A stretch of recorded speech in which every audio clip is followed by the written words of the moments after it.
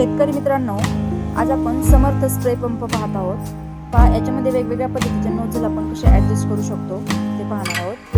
आता हा जो पंप आपण पाहतोय तर हा 20 लिटरचा पंप आहे। त्याच्यामध्ये त्याची जी बॅटरी आहे ती 12-16 ची बॅटरी आहे।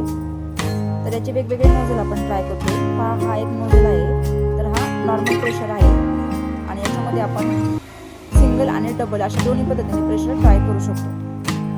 तर पहा, या नोझलला ज्यावेळेस आपण ॲडजस्ट करतो तर या अशा पद्धतीने जर फळझाडं वगैरे असेल आणि झाडांच्या वरती जर फवारणी करायची असेल, जास्त हाईट असेल, त्याला उंची असेल, तर अशा पद्धतीने आपण नोझल ॲडजस्ट करू शकतो।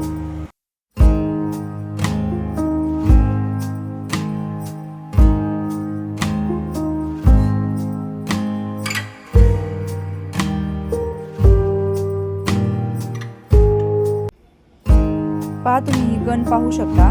तर ही जी गन आहे याचा उपयोग कीटकनाशक असेल, तणनाशक असेल किंवा बुरशीनाशक अशा फवारणीसाठी किंवा जर बागा असतील, फळबागा वगैरे, तर पाणी फवारणीसाठी देखील केला जातो।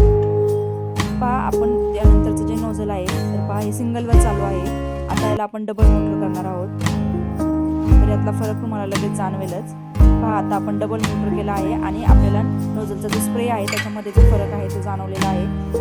आपला जो बॅटरी पंप आहे तो डबल मोटरचा आहे, त्यामुळे आपल्याला हवं असेल तर आपण सिंगल मोटरवर देखील त्याला चालवू शकतो आणि डबल मोटरवर देखील त्याला चालवू शकतो। पहा, त्यानंतर हा जो नोझल तुम्हाला दिसतोय तर याच्यामध्ये 2 नोझल ॲट अ टाइम एकाच वेळेस चालवू शकतो।